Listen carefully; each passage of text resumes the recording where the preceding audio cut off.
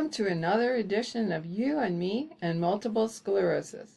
My name is Pam and I've been living with multiple sclerosis for 37 years.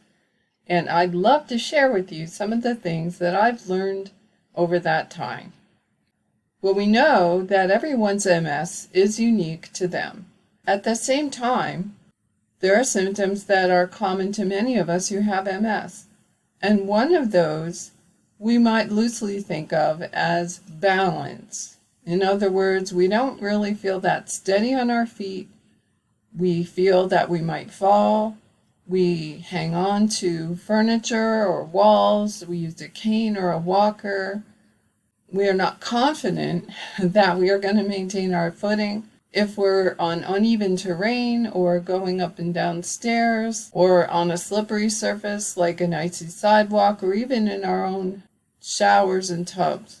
Well, what causes that and why is that such a common problem for people with multiple sclerosis? Well, I did some looking into this and I learned that balance is actually the result of three different factors. One of them is visual, so you get a lot of information from your eyes. Another factor is your vestibular system. So in other words, your inner ear provides a lot of the balance that you have. And then the third one is what they call proprioception, which is just your sense of where you are in space without relying on your other two systems. So if you were to close your eyes, would you be able to tell where you were in space? Could you tell whether you were standing straight or whether you were leaning or whether you were in the process of falling down? One of the things that's pretty clear is that your three systems are affected depending on where the MS lesions are located. If you have lesions on your optic nerve, your visual system is going to be affected. If you have lesions in your brainstem, your vestibular system is going to be affected. And if you have lesions on your spinal cord, your proprioception is affected.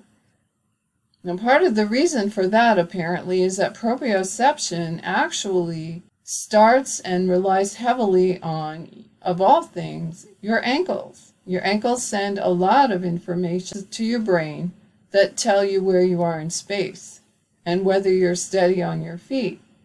Well, any lesions that you would have are going to disrupt the flow of communication. Well, proprioception is going to be very affected by how well your central nervous system, your brain and spinal cord, communicate with your peripheral nervous system, your arms and your legs, for example.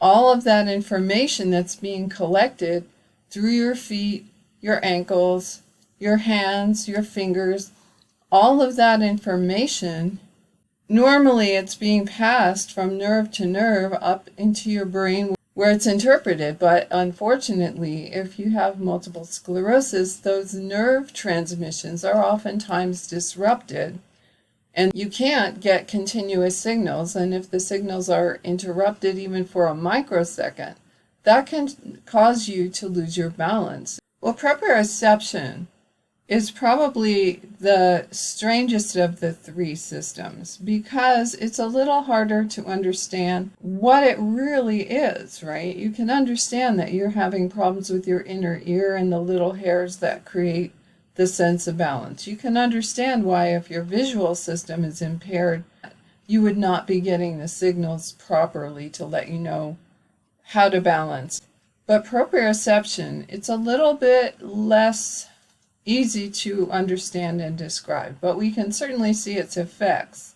If your neurologist has had you do a test where you stand with your feet together and your eyes closed, and the neurologist is then checking to see if you can maintain your balance or if you start to sway or even begin to fall, that is called a Romberg test. It's the same test that you would get if you were pulled over by a police officer if they thought you were driving under the influence, when they ask you to walk on the straight line heel to toe to see if you can do that and keep your balance.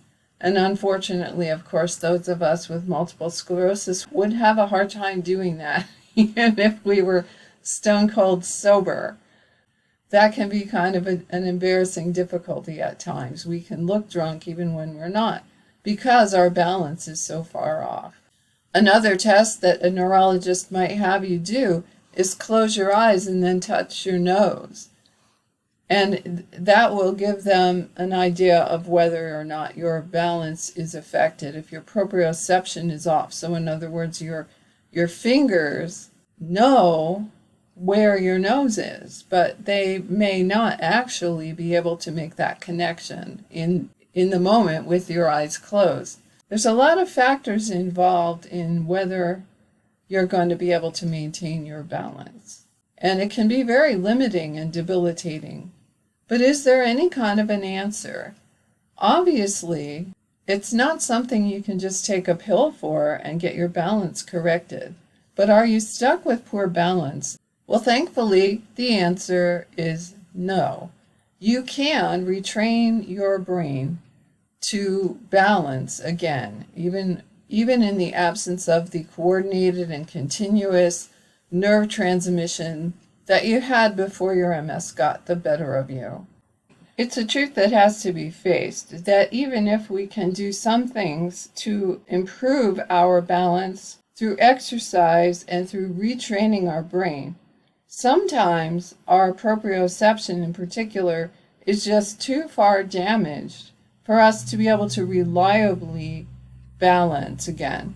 One of the things that we know is that our MS is better or worse, even hour to hour sometimes, and certainly day to day and over time. Whether or not we're having a classic relapse, we can still have good days and bad days. Well, balance can certainly be affected by a bad day or any other thing that's going on at the time. For example, if you're fatigued, then your balance is likely to suffer. If your eyesight is impaired temporarily, for example, if you're out in cold weather and your vision gets kind of foggy, I know mine does. If I'm too hot or too cold, that will happen. Well, your visual system is important, and so if you're not getting the information that you typically would get, you can certainly then have difficulty in balancing. But you might as well attempt to maintain as much proprioception as you can. And a good way to do that is to practice standing with your feet together. And don't try closing your eyes right away. In fact, I'm doing that and I haven't even tried closing my eyes. I want to be able reliably to stand with my feet together with my eyes open before I even think about closing my eyes. The same thing with heel and toe. I've been standing with one foot right in front of the other, right leg in the front sometimes and left leg in the front sometimes. At first I was pretty terrible at it, I have to say, but I'm getting better. I haven't attempted doing it with my eyes closed, and it's probably going to be a while before I try that, but I want to be able to reliably stand in those positions with my eyes open and ready, of course, to catch myself on the counter or on a chair or whatever, because you never know, right? Balance is an interesting thing.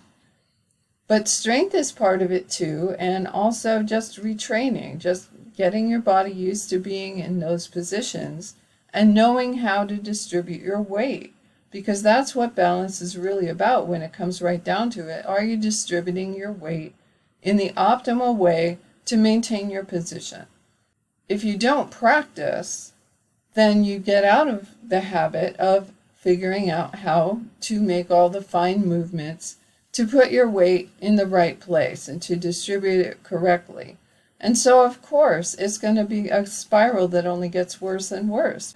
Every time you find that you have to do something quickly, you don't really have a good instinctive sense of how to distribute your weight. So the more you practice and the more situations you get comfortable with, the more it will help you balance in the moments where you have to make those moves quickly. I will put some links in the description box below of some sites that you can look at to help you with some balance exercises. And really, it doesn't matter whether you're able to stand or whether you are spending most of your time in a wheelchair, whether you use a walker, it doesn't matter. There are different exercises that you can do that would be helpful. And I would advise you to do that, because even from a seated position, you can lose your balance or just fail to get all the information that you need to feel steady and to feel secure in your position. The quality of your life is going to be greatly affected if you have trouble with balance. Let's face it. It just makes you not want to try things. It makes you not even want to leave the safety and security of your house or even your bed or your sofa or your desk chair, or wherever you find yourself. You might just say, you know what, I don't even want to try because I'm just going to fall. And let alone getting up on a stool or doing anything else that's even vaguely risky. You might find that it limits your life an awful lot if you do that. As I've said in other videos, you want to try really hard to keep your life from getting too small. And it's amazing how having poor balance and being afraid to take any kind of risks at all will make your life smaller than you probably really want it. It will keep you from leaving the house. It will keep you from visiting with friends. It will keep you from doing many of the things that in the past you found very enjoyable. So I would suggest that you work on your balance in any way that you can. Practice, practice. Even just a few minutes, a couple times a day will help you. And as I said, I will put some links in the description below so that you can hang on to what you have and improve it as much as you can. Life will be better if you can do that. I'm certainly taking that approach, and I think that it's helping me. Well, that's all I have for you today.